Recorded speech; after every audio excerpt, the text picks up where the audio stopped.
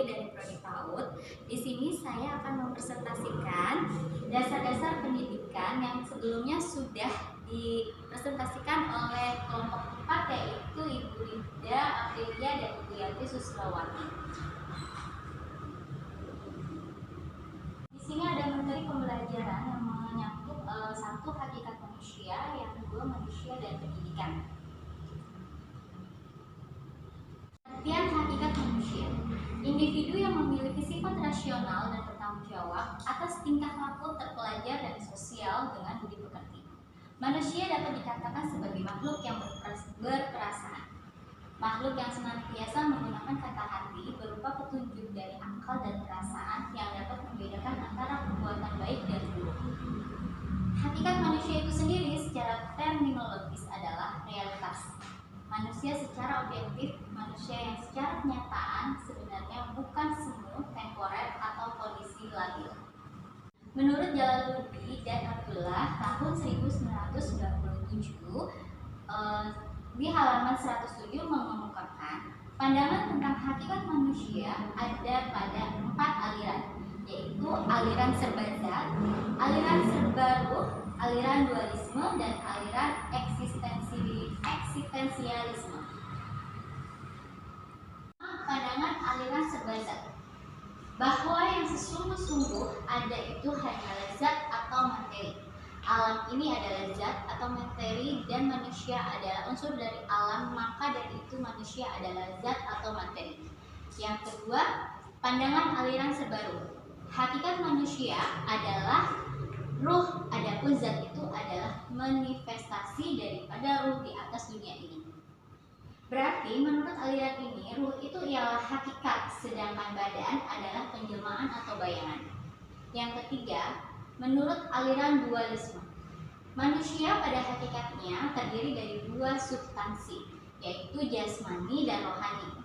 Kedua substansi ini masing-masing merupakan unsur asal yang adanya tidak tergantung satu sama lain.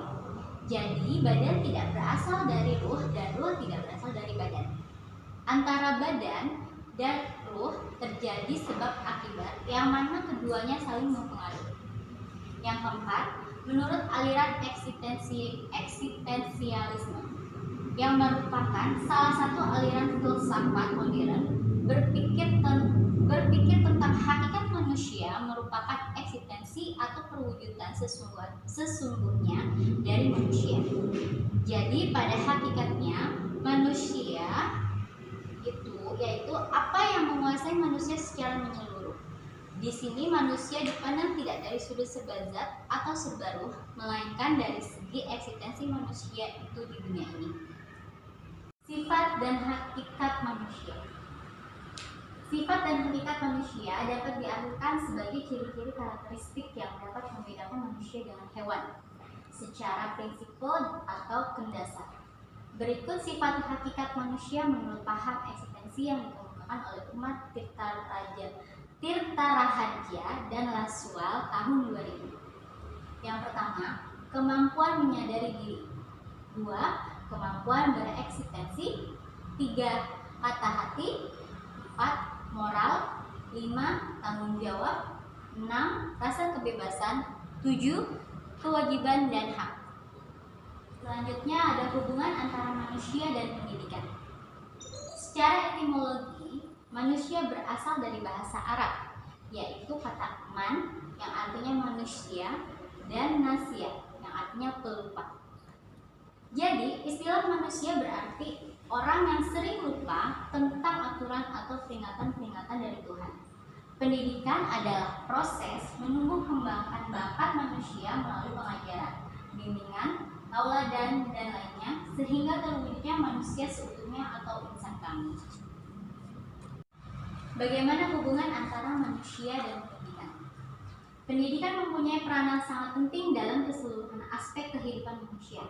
Hal itu disebabkan karena pendidikan berpengaruh langsung terhadap perkembangan seluruh aspek kepribadian manusia, di mana pendidikan adalah sebuah proses yang bertujuan memanusiakan manusia. Manusia sangat memerlukan pendidikan yang kelangsungan hidupnya.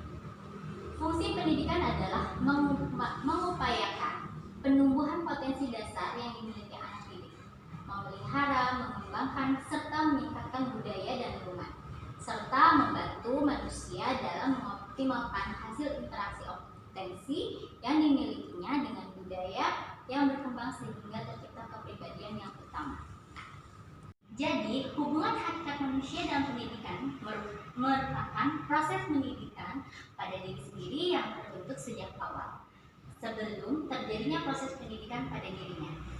Manusia berusaha mengerti dan mencari hakikat kepribadian tentang dirinya. Peranan pendidikan dipengaruhi oleh lingkungan dan pembawaan manusia sejak lahir. Tujuan pendidikan secara umum membina kepribadian manusia secara sempurna. Pendidikan merupakan media transfer kebudayaan.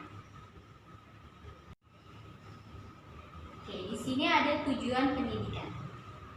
Di Indonesia, tujuan pendidikan ini dirumuskan secara jelas dalam Undang-Undang tentang Sistem Pendidikan Nasional Nomor 20 Tahun 2003 pada bab 2 Pasal 3 yang mengemukakan bahwa pendidikan nasional berfungsi mengembangkan kemampuan dan membentuk watak serta peradaban bangsa yang bermartabat dalam rangka mencerdaskan kehidupan bangsa.